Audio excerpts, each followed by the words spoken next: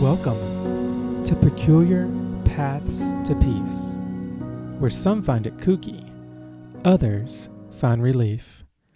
I'm Adam Freilich, and this is episode 4, entitled Rainbow Therapy. Before we get started on this new episode, let's quickly review the previous episode, entitled The Power of Ink. In that episode, we focused on different types of journaling techniques. Here were a few of them: regular typical journals, modification journals, fantasy journals, analytical journals, and dream journals.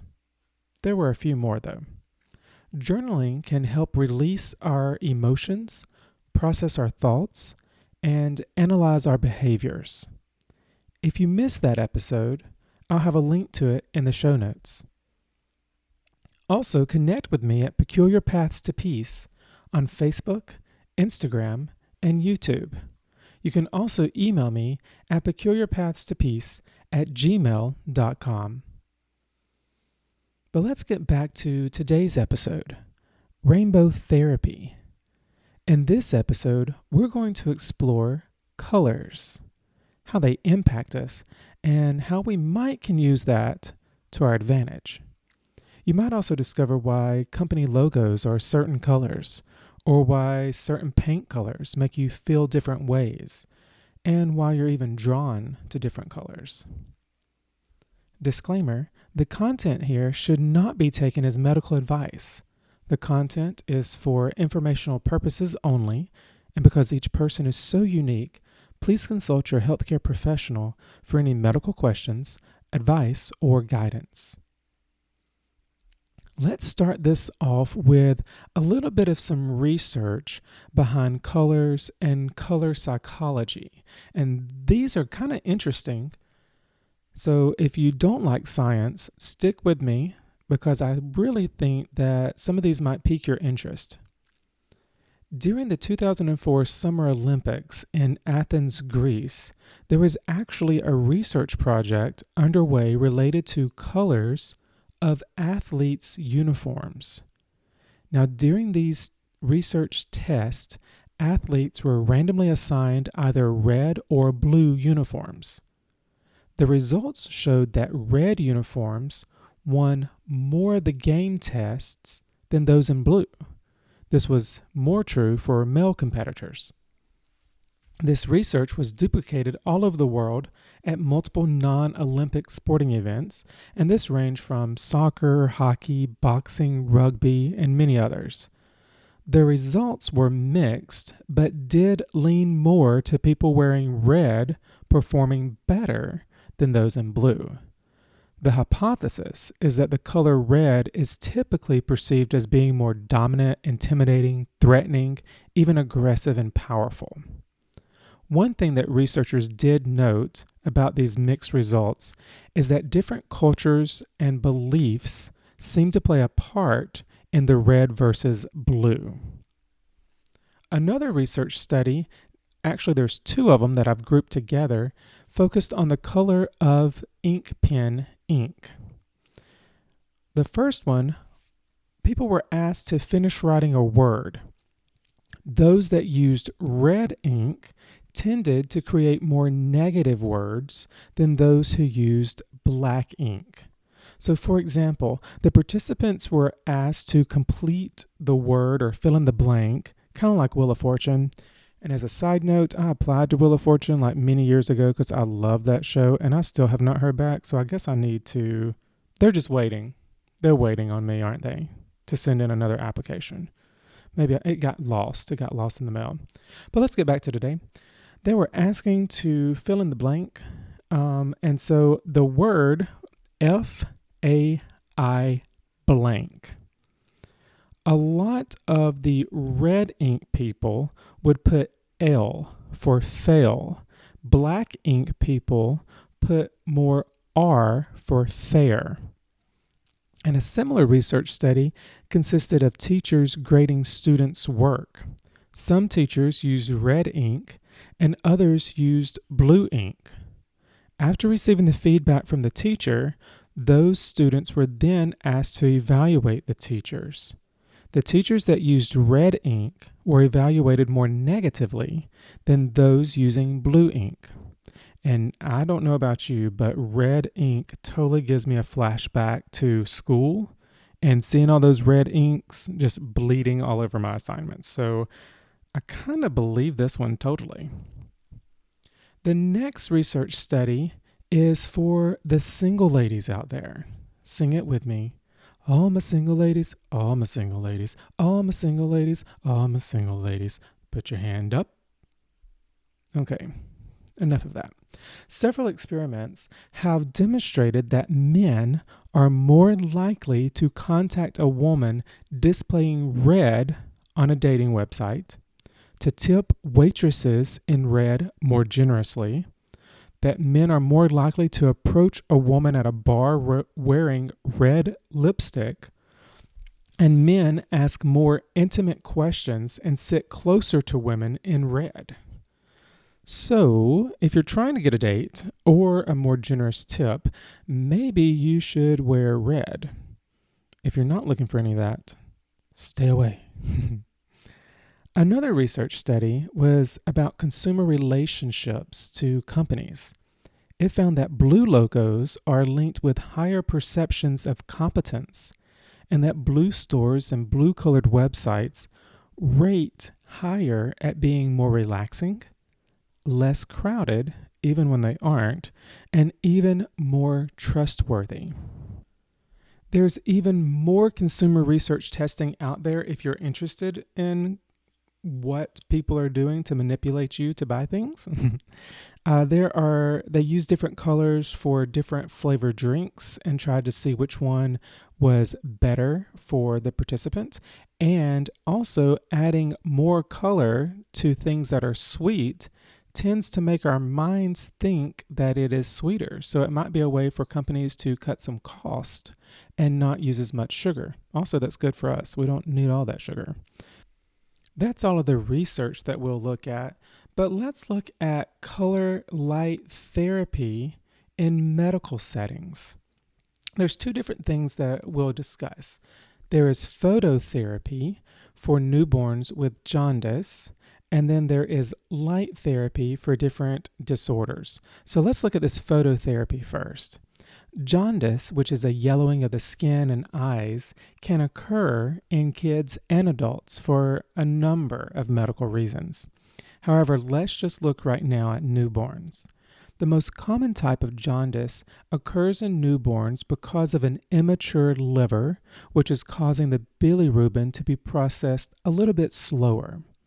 One of the widely accepted and common treatment options for this is phototherapy, which uses light, specifically it's on the blue-green spectrum, to eliminate the bilirubin. So that goes through the skin and the blood vessels, gets absorbed, and then that helps the body break down and eliminate this excess bilirubin. There are two main types of phototherapy. There is the conventional phototherapy, which is where the baby is placed underneath that specific light. And there's fiber optic therapy, which is where the baby is placed under a special blanket that has light fibers woven into it. Another broad category that I mentioned was light therapy for different disorders. So light therapy has been used for skin disorders like eczema and psoriasis. Light has also been used for mood and sleep disorders, specifically SAD, seasonal affective disorder. And even some cancer therapies rely or augment with some light therapy, specifically skin cancers and esophageal cancers. The light's not able to penetrate too deeply into the skin, so it has to be more superficial, but it does exist for some cancer therapies. Now here's a word from our sponsor. Sunshine. That's right. Since we're talking about rainbow therapy, color therapy, light therapy, let's talk about sunshine. We all need a little bit of sunshine in our day, so make sure that you're getting 20 to 30 minutes of sunshine each day. Maybe try to combine that with a nature walk for a nice relaxing time. Also, don't forget to wear sunscreen. Back to today's episode, Rainbow Therapy. Let's jump in to different colors and what they might mean. Now we're just going to look at some basic colors, so we're not looking at all the colors of the rainbow, but let's just look at, did you get it? All the colors of the rainbow, and the topic is called Rainbow Therapy. A little nerdy. Okay, red. Red is associated with fire, danger, violence, anger, and warfare.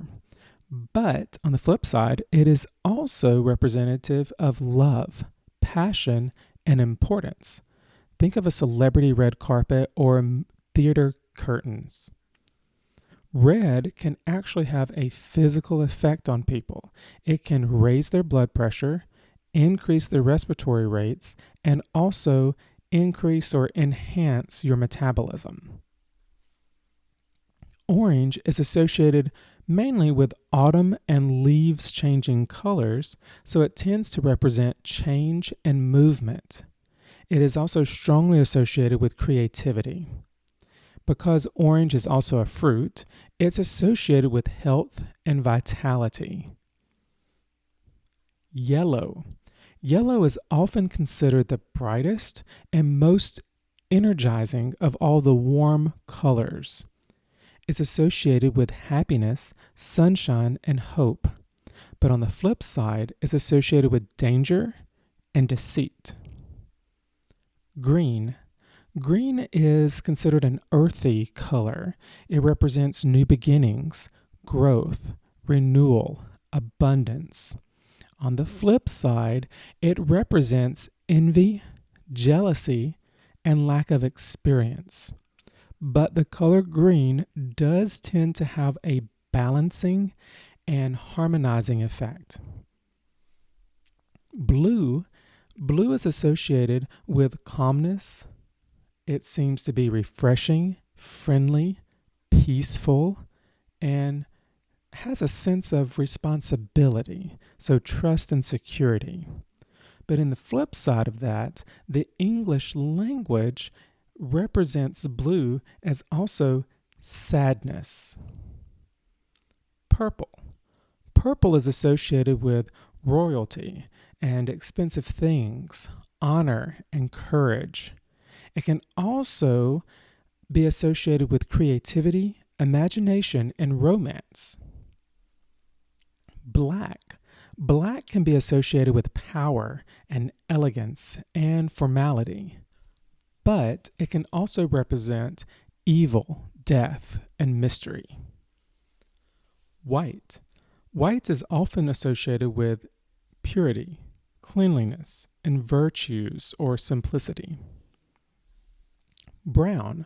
Brown is associated with earth, wood, and stone. It represents dependability and reliability, but can also be seen as dull.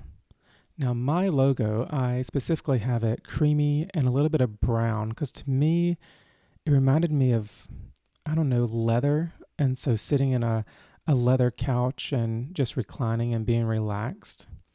So I might have to reconsider, because I don't want to be dull, I might have to reconsider the color of this logo. All right, that's all the colors that we're going to talk about. But those color meanings are basically Western or American cultural meanings. Colors have different meanings in different cultures. So let's look at just a few. The color red in South Africa is associated with mourning and death and sacrifice. But in Chinese culture, red can represent luck, prosperity, and happiness. The color yellow in France signifies jealousy and betrayal and even weakness. In Japanese culture, yellow can represent bravery and wealth. The color blue in many Latin American countries is seen as a sign of hope and good health, and can even be symbolic of the Virgin Mary, who's often depicted wearing a blue robe and headscarf. The color purple in Thailand and Brazil is customarily worn along with black when you are mourning some death. In Brazilian subcultures, it's also considered extremely unlucky to wear the color purple if you're not mourning or attending a funeral. Here are a few more interesting color tidbits. I guess they could fall underneath research, but warm colored placebo pills were reported to be more effective than cool colored placebo pills. Blue colored street lights may lead to a reduction in crime, and predominantly black sports uniforms are more likely to receive penalties. So if you are a sports fan, that will be interesting to see if your favorite sports team, mainly wearing black, receives more penalties. So let's look at some ways that you can incorporate some rainbow therapy into your life. The first way would be through clothing, paint colors, or your environment. So you can start incorporating more colors into your clothing, jewelry, bedding, pillows, blankets, walls, anything around you. You can either try to use the colors and what they mean to you or how they make you feel. So maybe you want to use those colors to bring about peace or joy into your life. Or maybe you've looked at different color meanings and you see what they can evoke in an emotion, and maybe you want to start portraying that specific emotion or aura about yourself. So it's perhaps an easy way that you can start changing your mood or outlook or perspective on things just by adding a little bit of those colors that you resonate with in your life or their meaning in your life. Another way that you can incorporate some rainbow therapy, some color, is through feng shui. Now, feng shui is a practice of looking at the living spaces and work environment and trying to strike a balance with nature. Specifically, there's a bagua, a B-A-G-U-A, that's used in feng shui. It is an energy map that you superimpose on the floor plan of your house. You can even superimpose it kind of in just a specific room, and it deals with colors as well. So if learning about your house energy flow or room design or room colors interests you, then look up some more information about feng shui and bagua, B-A-G-U-A. Another way that you could perhaps start incorporating rainbow therapy or colors in your life is through chakras. Chakras, some people believe, some people don't, but chakras are concentrated energy centers within the body. There are 7 of them. Some people say that there are more, but everybody kind of agrees that there's at least 7. And each of these are associated with different colors and associated with different body organs. So moving up the body, you have the root chakra, which is red, the sacral chakra, which is orange, solar plexus chakra is yellow, heart chakra is green, throat chakra is blue, the third eye chakra is indigo, and the crown chakra is violet. The theory behind chakras is that physical and emotional health lie within or are associated with certain chakras. So that when these centers get unbalanced, that's when you start seeing physical and emotional issues. So if that resonated with you, look that up. It's chakras, C-H-A-K-R-A-S. Another way that you can incorporate some rainbow therapy in your life is rose-colored glasses. Literally. There's a company called Rainbow Optics. They spell that OPTX. They have a line of mood-boosting sunglasses that have colored lenses. And they say that all of their lenses protect against UVA and UVB light, and that they naturally deflect any bad vibes that may come your way. Got my hater shades on. I actually have 3 pair of these glasses, and I do think that they help. I'll tell you about the 3 that I have. I have violet, indigo, and rose. Violet, they say, is associated with the central nervous system and the brain. It's supposed to help with inner wisdom, releasing karma, and can be used with meditation sessions. You can also use this if you need to strengthen or correct energy imbalances and to clear the mind and liberate the spirit. It's also said to stimulate inspiration, humility, and potentially dream activity.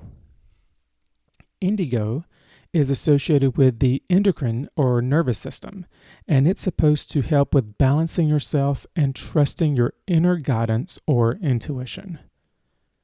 And rose is associated with circulatory, lymphatic, and immune systems, and it is supposed to help with passion, tenderness, love, inner child issues, rejection, and anger. And another way that you can incorporate some rainbow therapy is through art. So if you're not good at art, painting, drawing, then you can use some coloring book therapy.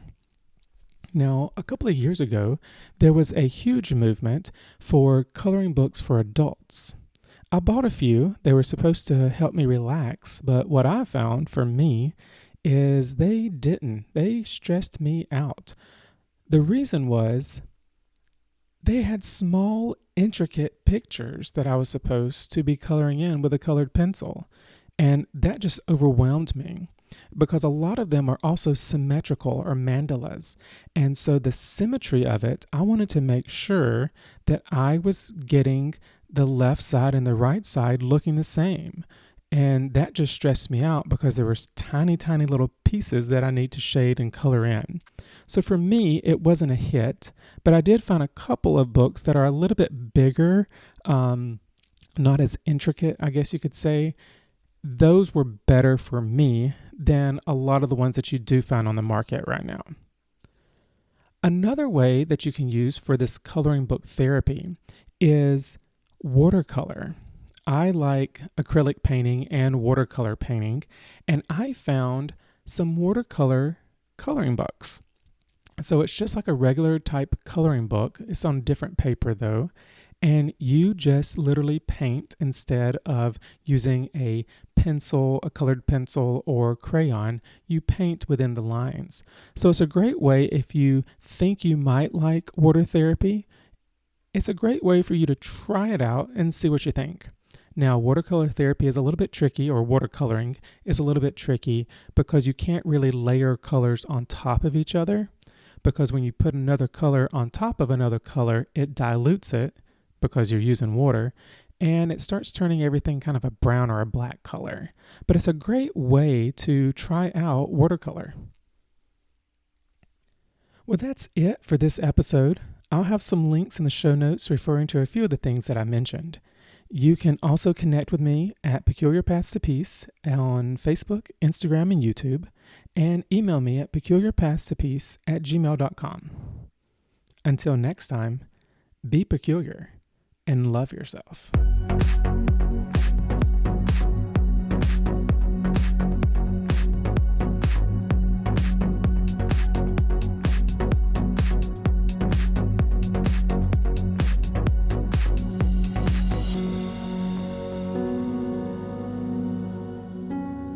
If you heard any jingling, apparently Kiki decided to make an appearance. I thought since she was far away from the microphone that you would not be able to hear her every time she was shaking her head and playing, but sorry. And I'm trying to work on not stressing myself out when I hear errors in the podcast. So I'm going to upload this as a self-empowering thing for me, even though there are jingling and pronunciation errors. So deal with it. But seriously.